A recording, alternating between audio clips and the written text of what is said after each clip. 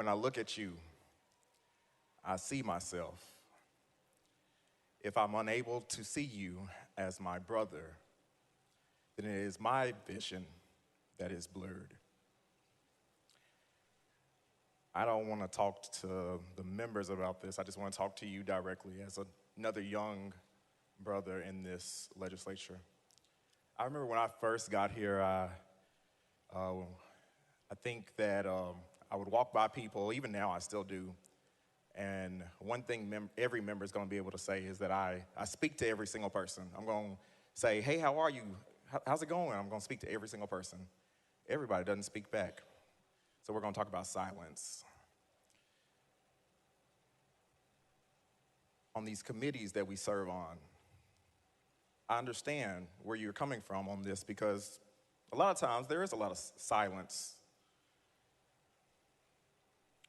You can ask to speak on something and it's going to be silenced.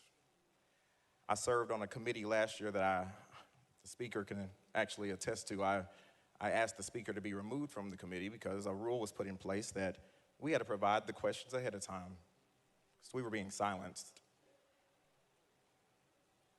I look back at a few weeks ago, I was in a committee and the chairman, who I have the utmost respect for, heard me ask for a question and ignored me, silenced. It happens so often here. And we have to find our place. So whereas you decided to go to the well to speak on behalf of people, thousands of people, because we had been silenced for so long, that buildup happens. I was talking to a member on yesterday about today's proceedings, and they said, well, I respect you. I respect you highly. I think of you greatly now. When I first got here, people had an opinion of who I was before they had even gotten to know who I was. You got here a week and a half ago. They haven't had an opportunity to get to know who you are. They've already made their decision. And that's okay. We'll see you back. What I want you to know, though, is that as you do it, do everything in love. When I leave out of this place, I'll be here for some time. I mean, if you look around this room, a lot of these members may retire, be dead and gone, but rules and stuff will still change, and you'll be here. We have an obligation to serve and represent people, every single one of us. And while things may not pan out the way you want it to right now, just know it really did work out. And I say that because if you watched an hour or so ago, it didn't really work out. And so we're here now. People are looking, paying attention to every single thing we do, respectfully.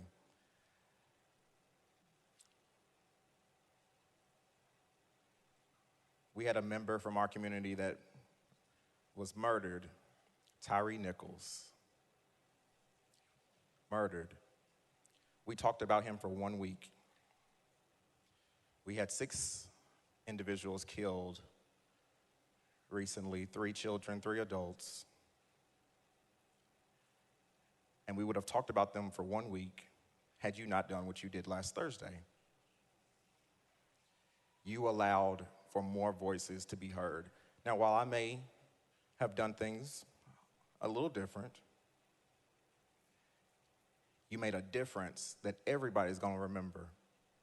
And I promise you, those young people, the people that's going to pass away in the future, things that may happen in the future, they're going to get heard. And when you go back home, just know you did a great job. Matthew 25:21 says, well done, my good and faithful servant. It has been a joy to work with you, no matter what happens here today.